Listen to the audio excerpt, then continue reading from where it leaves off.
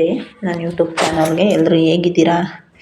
ನಾನು ಬೆಳಗ್ಗೆನೇ ಚಪಾತಿ ಮಾಡೋಣ ಅಂತ ಮಾಡ್ತಾಯಿದ್ದೀನಿ. ಅಂದರೆ ಚಪಾತಿ ಮಾಡಿ ತುಂಬ ದಿವಸ ಆಗಿತ್ತು ನಮ್ಮ ಮನೇಲಿ. ನಾನು ಕೆಲ್ಸಕ್ಕೆ ಹೋಗಿ ನಿಂತ ಮೇಲೆ ಚಪಾತಿ ಮಾಡಿರಲಿಲ್ಲ. ಹಂಗಾಗಿ ಇವತ್ತು ಚಪಾತಿ ಮಾಡೋಣ ಅಂದ್ಬಿಟ್ಟು ಮಾಡ್ತಾಯಿದ್ದೀನಿ. ಚೆನ್ನಾಗಿ ಹೊಸ್ತಿದ್ದೀನಿ ಚಪಾತಿ ಇವತ್ತು. ತುಂಬ ಖುಷಿ ಆಗ್ತಾಯಿದೆ. ನಾನು ಚಪಾತಿ ಹೊಸ್ದಾಗೆಲ್ಲ ಮೂಲೆಗಳು ಸರಿಯಾಗಿ ಹೊಲಿತಾ ಇರಲಿಲ್ಲ. ಇವತ್ತು ಚೆನ್ನಾಗಿ ಹೊಸ್ತಿದ್ದೀನಿ. ನನ್ನ ಮಗನಿಗೆ ಕೇಳಿದೆ ಪೂರಿ ಮಾಡೋಣ ಅಂದೆ. ಪೂರಿ ಬೇಡ ಅಂದ. ಅದಕ್ಕೆ ಚಪಾತಿ ಮಾಡಿಕೊಡ್ತೀನಿ ಕಣಪ್ಪ ಅಂದೆ. ಅಂದರೆ ಎಣ್ಣೆ ಕಮ್ಮಿ ಹಾಕಬೇಕು ಅವ್ನಿಗೆ. ಎಣ್ಣೆ ಪದಾರ್ಥ ತಿನ್ನಲ್ಲ ಅವ್ನು ಜಾಸ್ತಿ. ಹಾಗಾಗಿ ತಿನ್ನೋದು ಬೇಡ, ಎಣ್ಣೆ ಪದಾರ್ಥ ಸ್ವಲ್ಪ ಇದ್ರಾಗಿ ಕಮ್ಮಿನೇ ತಿನ್ನೋದು ಅಂದ್ಬಿಟ್ಟು. ಈಗ ಪೂರಿಗಾದರೆ ಎಣ್ಣೆಲ್ಲ ಜಾಸ್ತಿ ಹಾಕಿರ್ತೀವಲ್ಲ, ಅದಕ್ಕೇ ಪೂರಿ ಬೇಡ ಚಪಾತಿ ಮಾಡು ಅಂದ. ಅದಕ್ಕೆ ಚಪಾತಿನೇ ಮಾಡೋಣ ಅಂತ ಮಾಡ್ತಾಯಿದ್ದೀನಿ.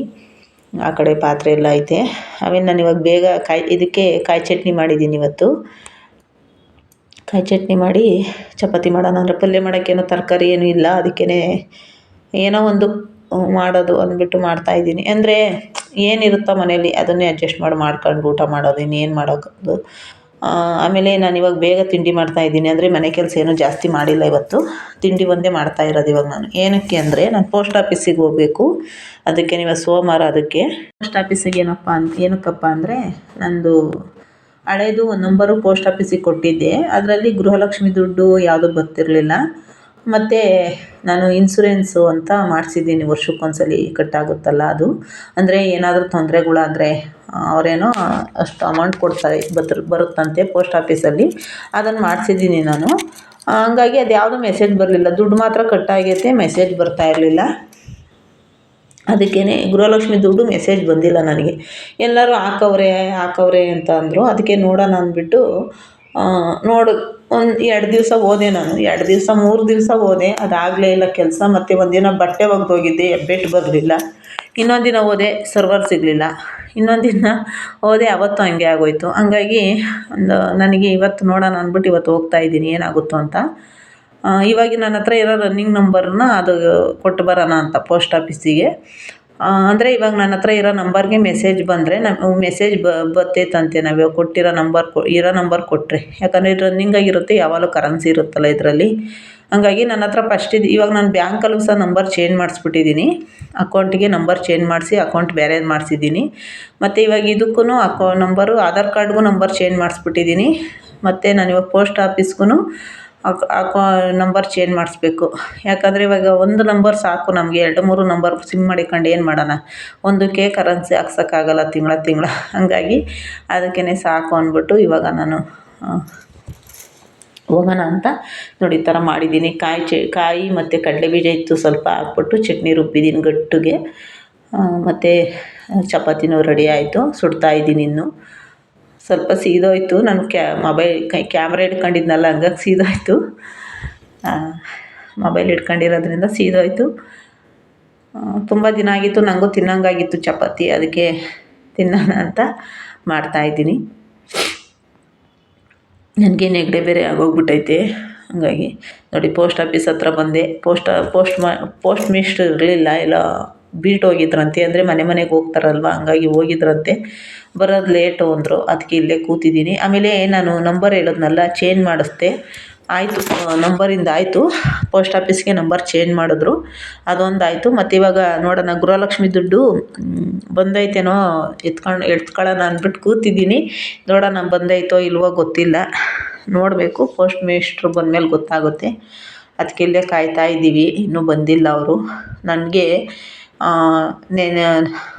ಅಲ್ಲಿ ಇಲ್ಲಿ ಗಾಡೀಲಿ ಸ್ವಲ್ಪ ಓಡಾಡಿರೋದ್ರಿಂದ ಸ್ವಲ್ಪ ಮೈನೋವು ಬೇರೆ, ಕೂತ್ಕೊಳ್ಳೋಕ್ಕಾಗ್ತಿಲ್ಲ. ಆದರೂ ನೋಡಿ ಪಾಪ ನಮಗಿಂತ ಎಷ್ಟು ವಯಸ್ಸಾಗಿರೋರು ಬಂದು ಕೂತವ್ರು ಪಾಪ. ನೋಡಿ ಇವಾಗ ಬಂದರು ಪೋಸ್ಟ್ ಮಿಸ್ಟ್ರು. ಇವರೆಲ್ಲ ನಿಜವಾಗ್ಲೂ ನಮ್ಗೆ ಈಗಲೇ ಕಾಲು ನೋವು ಅಂತೀವಿ. ಇವರು ಎಷ್ಟೊತ್ತಿನಿಂದ ಕುಂತ್ಕೊಂಡು ಪಾಪ ಕಾಯ್ತವ್ರೆ ಗೊತ್ತಾ, ವಯಸ್ಸಾದವರೆಲ್ಲ. ನಿಜವಾಗ್ಲೂ ಎಲ್ಲೆಲ್ಲಿಂದ ಬಂದವರೇ ಗೊತ್ತಾ ಇವರೆಲ್ಲ. ಪಾಪ ಕಾಯ್ತಿರ್ತಾರೆ, ಏನು ಮಾಡೋದು. ಅವರು ಪಾಪ ಎಲ್ಲ ಹೊರಗಡೆ ಹೋಗಿರ್ತಾರಲ್ವ. ಹಂಗಾಗಿ ಸ್ವಲ್ಪ ನಾವು ಅಡ್ಜಸ್ಟ್ ಮಾಡ್ಕೋಬೇಕು. ಅವರು ಬರೋ ತನಕ ನಾವೇ ಕಾಯಬೇಕು. ಏನೂ ಮಾಡೋಕ್ಕಾಗಲ್ಲ. ನಮ್ಮ ಕೆಲಸಗಳು ಆಗಬೇಕು ಅಂದರೆ ನಾವು ಕಾಯಲೇಬೇಕು. ಹಂಗಾಗಿ ನಿಂತ್ಕೊಂಡಿದ್ರು ಲೈನಲ್ಲಿ, ನಾನು ನಿಂತ್ಕೊಂಡೆ. ಬಂದೆ ಇವಾಗ ಮನೆಗೆ ಬಂದೆ ನಾನು. ನೋಡಿ ಬಟ್ಟೆ ಒಗೆಯೋಣ ಅಂದ್ಬಿಟ್ಟು ಮಧ್ಯಾಹ್ನ ಅಲ್ಲಿಂದ ಬಂದು ಒಂದು ಸ್ವಲ್ಪ ಹೊತ್ತು ಹಂಗೆ ಮಲಗಿಬಿಟ್ಟಿದ್ದೆ. ಮಲಗಿ ಇವಾಗ ಬಟ್ಟೆ ಒಗೆಯೋಣ ಅಂತ 5 ಗಂಟೆ ಇವಾಗ ಬಂದಿದ್ದೀನಿ ಕೆಳಗಡೆ ಬಟ್ಟೆ ಒಗಿಬೇಕು ಅಂತ. ಹೋಗಿ ನೋಡಿದ್ರೆ ಪೋಸ್ಟ್ ಆಫೀಸಲ್ಲಿ ದುಡ್ಡೇ ಬಂದಿಲ್ಲ. ನಂದು ಗೃಹಲಕ್ಷ್ಮಿ ದುಡ್ಡೇ ಬಿದ್ದಿಲ್ಲ. ಅಯ್ಯೋ ಬಿಡಪ್ಪ ಟೈಮ್ ವೇಸ್ಟು ಅಂದ್ಬಿಟ್ಟು ಅಲ್ಲಿಂದ ಬಂದೆ. ಹೆಂಗೋ ಸದ್ಯ ಒಂದು ಕೆಲಸ ಆಯ್ತಲ್ಲ, ಅದೊಂದು ಸಮಾಧಾನ ಆಯಿತು. ಅಲ್ಲಿಂದ ಬಂದು ಯಾಕೋ ನಂಗೆ ಇವತ್ತು ಸಿಕ್ಕಾಪಟ್ಟೆ ನಿದ್ದೆ ಬಂದಿತ್ತು. ಅದಕ್ಕೆ ಮಧ್ಯಾಹ್ನ ಬಂದು ಮಲಗಿಬಿಟ್ಟಿದ್ದೆ. ಇವಾಗ 5 ಗಂಟೆಲಿ ಬಟ್ಟೆ ಒಗೆಯೋಣ ಅಂತ ಬಂದೆ. ಇದು ಇವಾಗ ಇವರು ಬಟ್ಟೆ ಕೆಳಗಡೆ ಒಗೆಯಂಗೆ ಮಾಡವ್ರೆ. ಏನಕ್ಕೆ ಏನು ಅಂತ ನಾನು ಮುಂದೆ ತೋರಿಸ್ತೀನಿ. ಏನಕ್ಕೆ ಈ ಥರ ಹೇಳ್ತೀನಿ. ಏನಕ್ಕೆ ಅಂದರೆ ಏನೋ ಮೋಲ್ಡ್ ಮೇಲೆ ನೀರೇನೋ ಎಲ್ಲ ಇದಾಗುತ್ತೆ ಅಂತ, ಅಂದರೆ ಪೈಪಲ್ಲಿ ಹೋಗೋದು ಮೇಲಿಂದ ನೀರು, ಅದೇನಕ್ಕೋ ಎಲ್ಲ ಗೋಡೆ ಮೇಲೆ ನೀರು ಜನಿತೈತೆ ಅಂತಲೋ ಏನೋ ಇದು ಮಾಡ್ಸೋಕ್ಕೆ ಓನರು ಈ ಥರ ಮಾಡಿರೋದು.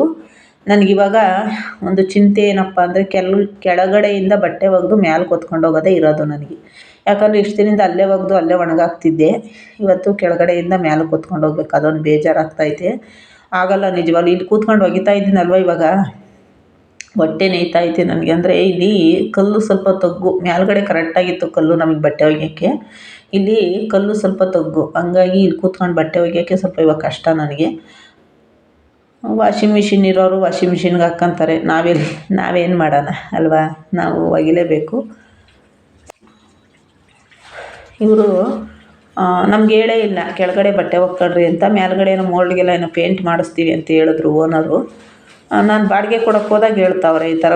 ಅಷ್ಟೇ ಹೇಳಿದರೆ ಸೊರಗೋದೇನೋ. ಅವ್ರು ನಮ್ಗೆ ಹೇಳೇ ಇಲ್ಲ. ಹೇಳ್ದಂಗೆ ಏಕ್ದಮ್ ನೀರು ಬಂದು ಮಾಡಿಬಿಟ್ಟವ್ರೆ ಮೇಲ್ಗಡೆಗೆ. ಇವಾಗ ಕೆಳಗಿಂದ ಮೇಲಕ್ಕೆ ಬಟ್ಟೆ ಹೊತ್ಕೊಂಡು ಹೋಗ್ಬೇಕು ಅಂದರೆ ನಿಜವಾಗ್ಲೂ ಆಗೋಲ್ಲ. ಕೆಳಗಡೆನೇ ಬಟ್ಟೆ ಅಂದರೆ ಏನು ಗೊತ್ತಾ, ಮನೆಗಳು ಕೆಳಗಡೆ ಮನೆ ಮಾಡಬೇಕಪ್ಪ ನಿಜವಾಗ್ಲೂ. ಈ ಮೇಲ್ಗಡೆ ಇದ್ದು ಕೆಳಗಡೆಗೆ ಬಂದು ಬಟ್ಟೆ ಒಗೆದು ಮತ್ತು ನೋಡಿ ಇವಾಗ ನಾನು ಹೊತ್ಕೊಂಡು ಹೋಗ್ತಾಯಿದ್ದೀನಿ. ಮೇಲ್ಗಡೆಗೆ ಹೊತ್ಕೊಂಡು ಹೋಗ್ಬೇಕು ಅಂದರೆ ನಿಜವಾಗ್ಲೂ ಆಗೋಲ್ಲ. ಯಾಕಂದರೆ ಮೇಲ್ಗಡೆ ಮನೆ ಮಾಡಿದ್ರೆ ಮೇಲ್ಗಡೆನೇ ಬಟ್ಟೆ ಒಗೆಯೋಕ್ಕೆ ವ್ಯವಸ್ಥೆ ಇರಬೇಕು. ಕೆಳಗಡೆ ಮನೆ ಮಾಡಿದ್ರೆ ಕೆಳಗಡೆ ಮನೆ ಬಟ್ಟೆ ಒಗೆಯೋಕ್ಕೆ ವ್ಯವಸ್ಥೆ ಇರಬೇಕಪ್ಪ. ಅಲ್ಲೂ ನಾನು ಯಲ್ಲಾಪುರದಲ್ಲೂ ಈ ಕಷ್ಟ ಅನುಭವಿಸಿ ಬಂದ್ಬಿಟ್ಟಿದ್ದೀನಿ ನಿಜವಾಗ್ಲೂ. ಬಾಡಿಗೆ ಮನೆಯವರು ಇದೇ ಬೇಡಪ್ಪ, ಇಷ್ಟೇ ಆಗಲಿ ಸ್ವಂತ ಮನೆ ಇರಬೇಕು ನಿಜವಾಗ್ಲೂ. ಬಾಡಿಗೆ ಮನೆಯವ್ರ ಕಥೆನೇ ಬೇಡ. ಯಾಕಂದರೆ ಅವ್ರಿಗೆ ಅನುಕೂಲವಾಗಿ ಅವ್ರು ಮಾಡ್ಕೊಂಡಿರ್ತಾರೆ. ಬಾಡಿಗೆ ಮನೆಯವ್ರಿಗೆ ಈ ಥರ. ನನಗಂತೂ ನಿಜವಾಗ್ಲೂ ಇವಾಗ ಸುಸ್ತಾಗ್ತೈತೆ. ಮೇಲಕ್ಕೆ ಬಟ್ಟೆ ಹೊತ್ಕೊಂಡು ಹೋಗೋಕ್ಕೆ ಆಗ್ತಿಲ್ಲ. ಹಸಿ ಬಟ್ಟೆ ಹೊತ್ಕೊಂಡು ಬಕೆಟ್ ಹಿಡ್ಕೊಂಡು ಮೇಲಕ್ಕೆ ಹೋಗ್ಬೇಕು ಅಂದರೆ ಆಗಲ್ಲ. ನನಗೆ ಅಷ್ಟೇ ಕಾಲು ನೋವು. ಹಾಗಾಗಿ ಇವಾಗ ಇದೊಂದು ಆಯಿತು ನನಗೆ. ನೋಡಿ ನಂಗೆ ಸುಸ್ತಾಗಿ ಹೋಗ್ಬಿಡ್ತು ನಿಜವಾಗ್ಲೂ. ಮೇಲಕ್ಕೆ ಬರೋಷ್ಟೊತ್ತಿಗೆ ಹೊಟ್ಟೆ ಸೊಂಟ ಎಲ್ಲ ಹಿಡ್ಕೊಳಂಗಾಗ್ಬಿಡ್ತು. ಹಂಗಾಗಿ ನೋಡಿ ಹೊತ್ಕೊಂಡು ಹೋಗ್ತಾಯಿದ್ದೀನಿ ಮೇಲಕ್ಕೆ. 2 ಮೆಟ್ಲು ಹತ್ತಬೇಕು, 2 ಸ್ಟೆಪ್ ಹತ್ತಬೇಕು ಮೇಲಕ್ಕೆ. ಕೆಳಗಿಂದ ಬಟ್ಟೆ ಹೊತ್ಕೊಂಡು ಮೇಲಕ್ಕೆ ಹೋಗೋಕ್ಕಾಗಲ್ಲ. ನೋಡೋಣ. ನನ್ನ ಮನಸ್ಸಲ್ಲಿ ಒಂದು ಐತೆ ಆಸೆ. ಆಸೆ ಅಂತಂದರೆ ನನ್ನ ಮನಸ್ಸಲ್ಲಿ ಇವಾಗ ಸದ್ಯಕ್ಕೆ ಓಡ್ತಾ ಇರೋದು ಮನೆ ಖಾಲಿ ಮಾಡಬೇಕು ಅಂತ. ಯಾಕಂದರೆ ನನಗೂ ಕೆಳಗಡೆಯಿಂದ ಮೇಲಕ್ಕೆ ಬಟ್ಟೆ ಹೊತ್ಕೊಂಬರೋಕ್ಕಾಗಲ್ಲ. ಮತ್ತು ನೋಡಿ ಮೇಲೆಲ್ಲ ನೋಡಿ ತೋರಿಸ್ತೀನಿ ಇವಾಗ. ಮೇಲ್ಗಡೆ ನೋಡಿ ಏನು ಪೇಂಟ್ ಹೊಡ್ಸಿಲ್ಲ ಅವ್ರು ಇನ್ನು. ಮೊನ್ನೆ ಒಂದು 2-3 ದಿವಸ ಆಗೈತೆ ಅವ್ರು ನೀರು ಬಂದ್ ಮಾಡಿ. ನೋಡಿ ಇಲ್ಲಿ ವಾಶ್ರೂಮ್ ಇತ್ತು. ಈ ವಾಶ್ರೂಮು ಯಾರನ್ನ ಮೇಲ್ಗಡೆ ಬಂದರೆ ಪಾಪ ಗಂಡು ಮಕ್ಳು ಯಾರನ್ನ ಹೋಗೋರೇನೋ ನೋಡಿ ವಾಶ್ರೂಮ್ಗೂ ಬೀಗ ಹಾಕ್ಬಿಟ್ರು. ಅವಲೇ ಸುಮಾರು ಒಂದು 6 ತಿಂಗಳಾಯ್ತು ವಾಶ್ರೂಮಿಗೆ ಬೀಗ ಹಾಕಿ. ನಾವೇನು ಅದಕ್ಕೆಲ್ಲ ಏನು ತಲೆ ಕೆಡಿಸ್ಕೊಳ್ಳಲ್ಲ. ಯಾಕಂದರೆ ಅವ್ರ ಮನೆ ಅವರಿಷ್ಟ, ನಮಗೇನು ಅಂದ್ಬಿಟ್ಟು ನಮಗೇನು ಬೇಡ ಏಜಾಗಿಲ್ಲ. ನೋಡಿ ಇಲ್ಲಿ ಬಂದ್ ಮಾಡಿಬಿಟ್ಟವ್ರೆ ನೀರು. ಇಲ್ಲೆಲ್ಲ ಒಗೆಯೋಕ್ಕೆಲ್ಲ ಚೆನ್ನಾಗಿತ್ತು ನನಗೆ. ಅಂದರೆ ನಮಗೆ ಅವ್ರು ಏನು ಉದ್ದೇಶಕ್ಕೆ ಬಂದು ಮಾಡಿದ್ರೋ ಏನೋ ಅದು ನಮಗೆ ಗೊತ್ತಿಲ್ಲ, ಅದೆಲ್ಲ ದೇವ್ರಿಗೆ ಗೊತ್ತು. ಆದರೆ ನಮಗೆ ಬೇಜಾರಾಗೋದೇನಪ್ಪ ಅಂದರೆ ಕೆಳಗಡೆಯಿಂದ ಮೇಲಕ್ಕೆ ಬಟ್ಟೆ ಹೊತ್ಕೊಂಬರೋದೊಂದೇ ನಮಗೆ ಬೇಜಾರಾಗೋದು ನಿಜವಾಗ್ಲೂ. ಬಾಡಿಗೆಗಳು ಮನೇಲಿ ಇರೋರ್ಗೆ ಇದೇ ಕಷ್ಟನೇ. ಯಾರೇ ಆಗಲಿ ಬಾಡಿಗೆ ಮನೆಗೆ ಇರೋರಿಗೆ ಇದೇ ನೋವು. ನಾನು ಇದನ್ನೆಲ್ಲ 10 ವರ್ಷ ಆಯಿತು ನಾನು ಸಿಟಿಗೆ ಬಂದು. 10 ವರ್ಷದಿಂದ ನಾನು ಅನುಭವಿಸ್ತಾ ಬಂದಿದ್ದೀನಿ. ಆದರೂ ಇಲ್ಲೇ ಬದುಕಬೇಕು. ಯಾಕಂದರೆ ನನಗೆ ಏನಪ್ಪ ಅಂದರೆ ಸಿಟಿಲೇ ಇರಬೇಕು. ಸಿಟಿಲಿದ್ದು ನಮ್ಗೆ ಅವೆಲ್ಲ ಹಳ್ಳಿ ಅಡ್ಜಸ್ಟ್ ಆಗೋಲ್ಲ. ಅಲ್ಲಿ ಅಡ್ಜಸ್ಟ್ ಆದ್ರೂ ನಮಗೆ ನಮ್ಮ ರಿಲೇಷನ್ ಹತ್ರ, ನಮ್ಮ ಸಂಬಂಧಿಕರ ಹತ್ರ ಹೋಗೋಕ್ಕೆ ನಮ್ಗೆ ಇಷ್ಟ ಆಗೋಲ್ಲ. ನಮಗೇನು ಸಪ್ರೇಟ್ ಹಳ್ಳೀಲಿ ಇರಬೇಕು ಅನ್ನೋ ಆಸೆ ಐತೆ. ಬಟ್ ಅದು ಸಪ್ರೇಟ್ ಇರಬೇಕು. ನಾವು ಹಳ್ಳೀಲಿದ್ರೂ ನಮ್ಮ ಸಂಬಂಧಿಕರು ಇಲ್ದಂಥ ಹಳ್ಳೀಲಿ ಇರಲ್ವಲ್ಲ ಅಂಥ ಹಳ್ಳೀಲಿ ನಾವಿರಬೇಕು. ನಮಗೆ ನಮ್ಮ ಸಂಬಂಧಿಕರು ಇರೋ ಜಾಗದಾಗಂತೂ ಇರೋಕ್ಕೆ ನನಗೆ ಇಷ್ಟ ಆಗೋಲ್ಲ. ಹಂಗಾಗಿ ಏನು ಮಾಡೋಕ್ಕಾಗಲ್ಲ. ಇವಾಗ ನಾನು ಇದನ್ನು 10 ವರ್ಷದಿಂದ ನೋಡ್ಕೊಂಬಂದ್ಬಿಟ್ಟಿದ್ದೀನಿ. ಅದಕ್ಕೇ ನಾನೇ ಅಡ್ಜಸ್ಟ್ ಆಗಿಬಿಡ್ಬೇಕು. ನೋಡೋಣ, ಮುಂದಿನ ತಿಂಗಳು ಖಾಲಿ ಮಾಡೋಣ ಅಂದ್ಕೊಂಡಿದ್ದೀನಿ ಮನೇನ. ಯಾಕಂದರೆ ನಮಗೂ ಮನೆಯಲ್ಲಿ ರೂಮ್ ಇಲ್ಲ, ಮತ್ತು ದೇವ್ರ ರೂಮು ಇಲ್ಲ. ಆಮೇಲೆ ಇನ್ನೂ ಒಂದು ಏನು ಗೊತ್ತಾ, ದೇವ್ರ ರೂಮ್ ಇವಾಗ ನಾನೇನಾದ್ರೂ ತಿಂಗಳು ಮಂತ್ ಆದ್ರೂ ಅದು ಫೋಟೋ ಮುಂದೆಲೇ ಓಡಾಡಬೇಕು, ಅದೊಂದು ನನಗೆ ಕರ್ಮ. ಆಮೇಲೆ ಬೇಜಾರಾಗ್ತೈತೆ ನಿಜವಾಗ್ಲೂ. ದೇವ್ರ ರೂಮ್ ಇರಬೇಕಪ್ಪ ಸಪ್ರೇಟು. ಆಮೇಲೆ ಎಲ್ಲದಕ್ಕೂ ಇಕ್ಕಟ್ಟು, ಯಾರಾನ ಇಬ್ಬರು ಬಂದರೆ ನಮ್ಮ ಮನೇಲಿ ಮಲಗೋಕ್ಕೂ ಜಾಗ ಇಲ್ಲ, ಅಷ್ಟು ಒಂದು ಇಕ್ಕಟ್ಟು. ಆಮೇಲೆ ಒಂಥರ ಸಂದಿ ಥರ ಐತಲ್ಲ ಮನೆ, ಹಂಗಾಗಿ ಸ್ವಲ್ಪ. ಆಮೇಲೆ ಶೆಲ್ಫ್ ಇಲ್ಲ. ತಿರ್ಗಾ ಇನ್ನೂ ಒಂದು ಏನು ಹೇಳಿದ್ರು ಅಂದರೆ ಮನೆ ಬಾಡಿಗೆ ಕೊಟ್ಟೆ, ಮತ್ತು ಸಿಂಕೆಲ್ಲ ಸ್ವಲ್ಪ ಪೈಪ್ ನೀರು ಕಟ್ಕೊಂಬಿಟ್ಟಿತ್ತಲ್ಲ, ಅದೆಲ್ಲ ಸ್ವಲ್ಪ ರೆಡಿ ಮಾಡಿಕೊಟ್ಟವ್ರೆ 2 ಅವರ್ಗೆ. ನಿಜವಾಗ್ಲೂ ₹500 ಕೇಳ್ತಾವ್ರೆ. ಅದನ್ನು ಸುಮ್ಮನೆ 2 ಅವರ್ ರೆಡಿ ಮಾಡಿಕೊಟ್ಟಿರೋದಕ್ಕೆ ಓನರೇ ₹500 ಕೊಡ್ರಿ ಅಂತಾರೆ. ಎಲ್ಲದಕ್ಕೂ 500 ಕೊಟ್ಕೊಂಡು ಕೂತ್ಕೊಂಡ್ರೆ ನನಗೆ ದುಡ್ಡು ಎಲ್ಲಿ ಉಳಿಯುತ್ತೆ? ನಾನು ಕೆಲಸ ಮಾಡೋದು ಬರೀ ಮನೆಗೆ ಕೊಡಬೇಕಾಗುತ್ತೆ. ಮನೆ ಬಾಡಿಗೆ ಕೊಡೋಕೆ ಹೋದಾಗ ಸಿಂಕಿನ ಪೈಪು ಸ್ವಲ್ಪ ಹೋಗ್ಬಿಟ್ಟೈತದು, ಅವರೇ ಹಾಕಿಸ್ಕೊಡ್ಬೇಕಲ್ವ ಅದನ್ನು.